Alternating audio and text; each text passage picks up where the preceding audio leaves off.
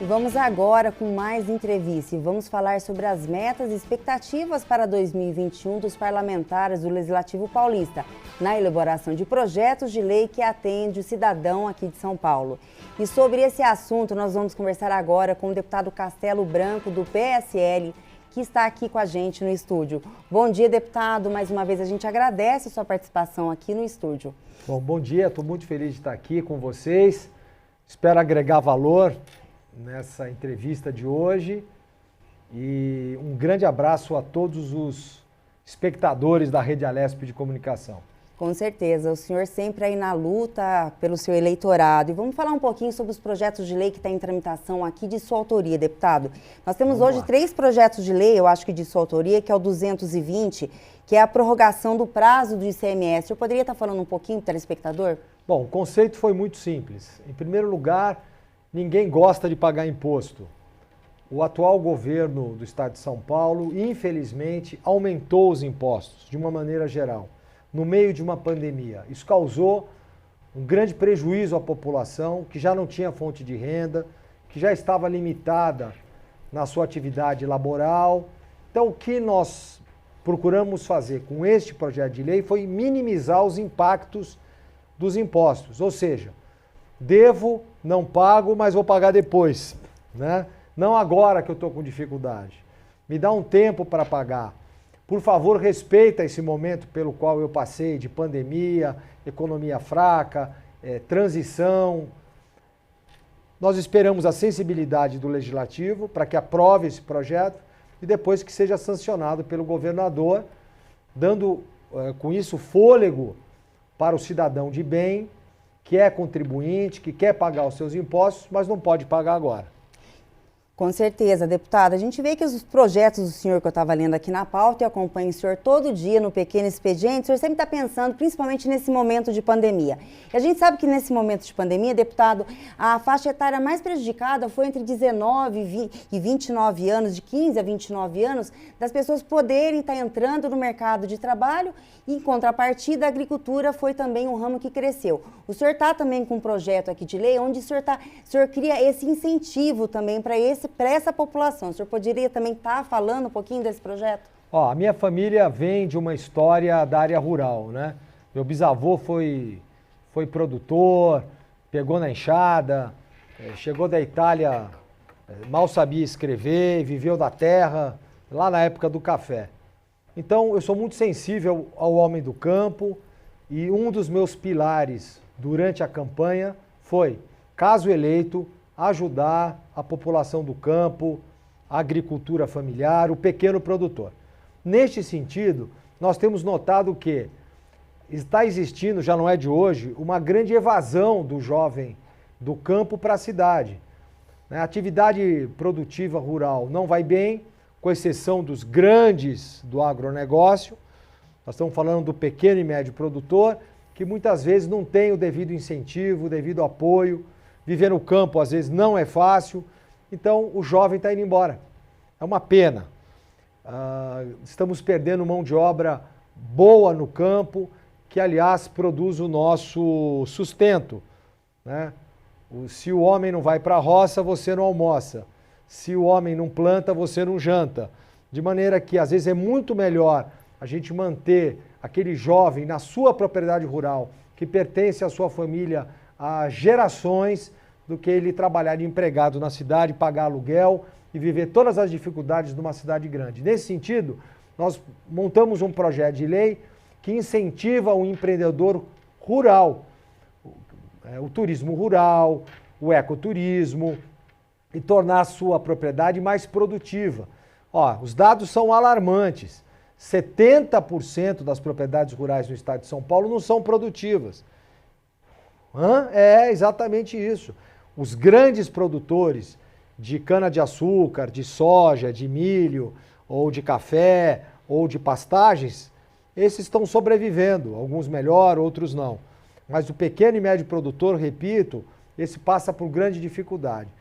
Esse projeto de lei que está em tramitação incentiva o empreendedorismo na agricultura, principalmente naquela faixa etária de 15 a 29 anos, onde o cara tem que decidir o que vai fazer da vida dele. O objetivo é, fique no campo, torne a sua propriedade produtiva, ganhe dinheiro no que é seu, né? Valorize o campo. Não, com certeza. E além do mais, hoje é a agricultura que mais cresce no Brasil, independente de pandemia, né, deputado? Isso é um grande projeto aí, principalmente para esse pessoal que tem sonhos de ir para a cidade, sendo que a nossa riqueza está na agricultura. Hoje o forte do Brasil é a agricultura, né? Pois é, eu lembro do grande livro do Paulo Coelho, né? Que a grande fortuna sua estava embaixo da sua cama. Às vezes você tem que sair da sua casa, dar a volta no mundo para descobrir que você estava sentado em cima do seu tesouro. Então, quem é dono de terra, seja uma pequena propriedade, uma média propriedade, fica lá, vamos descobrir uma maneira de fazer aquilo dar certo e, para isso, a gente tem que incentivar o jovem do campo. Deputado, um outro projeto que é muito importante hoje, que hoje eu olho como um dos principais aqui, principalmente na situação que a gente está vivendo. O senhor tem um projeto aqui que pede que a escola seja um serviço essencial. Qual que é a opinião do senhor sobre isso, a justificativa? Inclusive ontem o senhor falou no Pequeno Expediente sobre isso, que é um assunto hoje que é grande debatido, né? Principalmente pelo fato também, já tivemos iniciativas como o prefeito de Bauru, que já decretou como serviço essencial na cidade. Qual o posicionamento do senhor também em tudo que está ocorrendo em relação à educação? Olha, essa é a grande pauta do momento, né? Esse é o grande mote que hoje permeia a sociedade. Escola é serviço essencial. Educação é a principal meta de uma nação. Um Programa Nacional de Educação, o foco na criança, criança acima de tudo. Não é isso que está acontecendo durante a pandemia do Covid. Estão usando as nossas crianças como barganha política para interesses sindicais, para interesses de associações, para outros interesses. O projeto de lei 728, ele diz o seguinte: escola é serviço essencial, como hospital ou como alimento. Nós não podemos prescindir disso de forma alguma. Nesse sentido, nós temos argumentado bastante com a Sociedade Paulista de Pediatria, com neurologistas, com médicos de várias outras especialidades, com pais e mestres, com muitos professores que é preciso que se relate que são totalmente a favor da abertura das escolas. Enfim, vamos abrir as escolas e vamos permitir que as nossas crianças estudem. Vou apresentar alguns dados para vocês. Existe uma janela de aprendizagem na educação chamada Idade de Ouro, onde se formam 80% das sinapses cerebrais. 80% dos seus neurônios, das suas células cerebrais, elas são formadas até os 12 anos de idade. Muito bem. E as sinapses, as conexões de aprendizagem, são nesse período. Se eu perco esse momento, principalmente da alfabetização, eu vou perder uma geração. Tem alguns educadores já dizendo que um ano já foi um grande prejuízo, 2020. Se a gente repetir 2021, vai ser chamada geração perdida. Eu tenho filho nessa idade, muitos aqui dessa rede de comunicação, muitos de vocês que nos assistem, têm filhos nessa idade escolar. Eles não podem ser usados como massa de manobra para defender outros interesses. As escolas têm que abrir, temos que tomar todas as medidas de segurança sanitária para isso, mas, repito, o objetivo número 1 de um país é a educação e são as suas crianças. Eles são o nosso grande legado, eles são o nosso grande futuro e não existe transformação social sem educação. Eu tirar a criança da escola é um crime de lesa pátria. Sim, inclusive acho que o Brasil foi o país que mais tempo ficou com crianças dentro de casa, né? Tem um monte de estudos apontando nessa direção, não só estudos médicos, dizendo que a criança não é transmissora, ela tem baixo risco. Outros países do mundo estão abrindo as suas escolas. O Brasil é o país que mais tempo ficou com as escolas fechadas. Está errado, né? A população sabe disso, o cidadão de bem sabe disso, quer o seu filho na escola. E existem interesses pessoais por trás disso. E o senhor acha que o governo do estado de São Paulo, ele preparou as escolas já para o retorno das aulas ou não? Olha, deixa eu fazer um contraponto aqui. Deixa eu elogiar o secretário de Educação. O senhor Roscielli tem feito um grande trabalho. É importante se elogiar quem está disposto a. Ele está fazendo um esforço muito grande para abrir. Parabéns. Não queria estar na sua função nesse momento, que é desafiadora, Então, meus parabéns à sua gestão e ao esforço que o senhor está fazendo. Ponto. Mas existem outros interesses, existem outras variáveis nessa equação. E esse é o ponto de desafio do atual governo. Poderiam ter se preparado melhor o ano passado, não estou aqui para emitir julgamento de valor. Vamos resolver o problema agora. As escolas têm que abrir na sua capacidade máxima. Esse é o que nós estamos defendendo. O deputado, uma de suas bandeiras é segurança, né? E vamos falar um pouquinho sobre o narcotráfico, que é um problema totalmente recorrente e a gente parece que sempre está chupando gelo, né? E não consegue se resolver. É um problema não é só no Brasil, mas também no mundo. O senhor que já teve experiência nesse assunto, qual que é a dificuldade que o senhor encontra, que o senhor acha que aqui no Brasil que não se consegue frear isso que acaba com o mundo, né? O tráfico acaba com o mundo, com crianças, enfim, acaba com o país. Olha, esse é um assunto pesado, indigesto, duro. Tráfico de drogas, consumo de drogas, deveria, na minha opinião, ser considerado crime hediondo, terrorismo e considerado crime de segurança nacional. Por que é? Porque eles atingem as nossas crianças, eles contaminam as nossas famílias, eles destroem os nossos lares. A droga é um comércio. O crime organizado vende droga e encara isso como um bom comércio. Só existe comércio se tem produto. Só tem produto se tem quem consome. Quem consome droga? Então é ele que alimenta o sistema todo. E é um negócio bilionário e que destrói e corrói a sociedade. Eu considero hoje o consumo de drogas, o tráfico de drogas, o narcoterrorismo internacional, o principal problema de um país. O Brasil devia tomar vergonha na cara e o Senado e o Congresso deveriam tramitar imediatamente projetos de lei que enquadrassem o tráfico de drogas como crime inafiançável, crime contra a segurança nacional e etc. Nesse nível, como países sérios já fizeram. Do contrário, nós vamos ficar reféns do crime organizado, da bandidagem, de tudo que está acontecendo. E voltamos ao caso das crianças. Elas são o alvo da droga. Ande pelo Brasil, como eu tenho andado, pelas cidades do interior de São Paulo, e veja que já são cooptados pelo crime para servir de mula, de aviãozinho, com 10, 11, 12 anos. Depois estão se drogando, depois estão se armando, lógico, com armas irregulares, e estão entrando no mundo do crime, que dura pouco, que mata cedo e que destrói a nossa sociedade.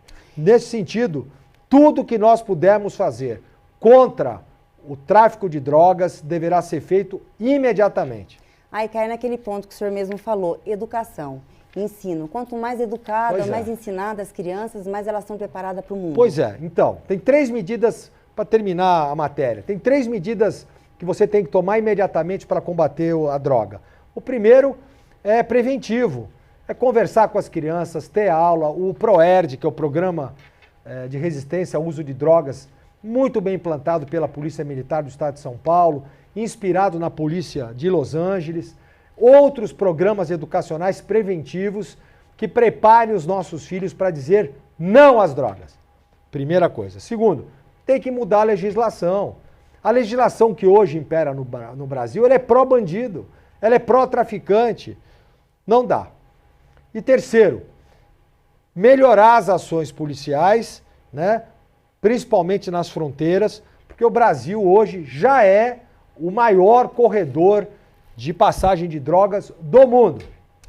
Deputado, falamos um pouquinho já de educação, falamos de segurança, vamos falar um pouquinho de saúde.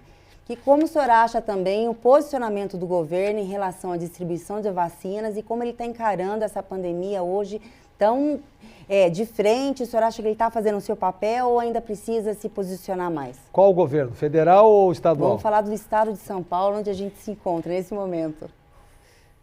Vamos deixar essa prosa para um outro dia. Um outro dia, deputado. O assunto é mais delicado, né? E nesse momento eu me reservo ao direito de ficar calado.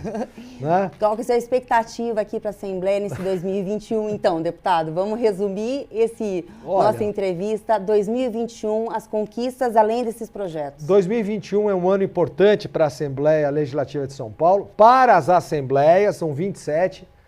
Né? Como curiosidade, o Brasil tem 1.089 deputados estaduais, em 26 estados, mais o Distrito Federal. Todas essas casas legislativas estaduais vão passar agora pela eleição da sua nova mesa diretora. Nós também, no dia 15 de março, segunda-feira, vamos passar por uma nova eleição. Deus queira que essa casa se inspire poderosamente e decida mudar, né, os ares e a composição da mesa, porque a Assembleia precisa de uma nova maneira de ver e uma nova maneira de pensar. Então essa é uma expectativa para o ano. Segundo, 2021 é um ano de transição e de grande exercício do mandato. A maioria dos deputados são de primeiro mandato, 60% da casa foi renovada. 2021 é um ano de exercício realmente do seu mandato, porque o ano que vem temos novas eleições. Com certeza, Eu desejo sucesso a todos os parlamentares da Assembleia Legislativa de São Paulo, que têm feito um bom trabalho e que esse ano a gente possa oferecer mais ainda à população de São Paulo. Nós aqui da Rede Alesp agradecemos a sua presença aqui, trazendo informações, mostrando aí para os seus eleitores o trabalho diário do senhor. Muito obrigada, deputado. Muito obrigado, foi uma honra estar aqui. Muito obrigada. E o canal aqui da Rede Alesp acabou de entrevistar, fazer um bate-papo também, né? Com não só uma entrevista, mas um bate-papo com o deputado Castelo Branco, que passou os projetos de leis que ele está aqui em tramitação de sua autoria e falou um pouquinho sobre a bandeira, né, de sua candidatura aqui, que é saúde, educação e segurança.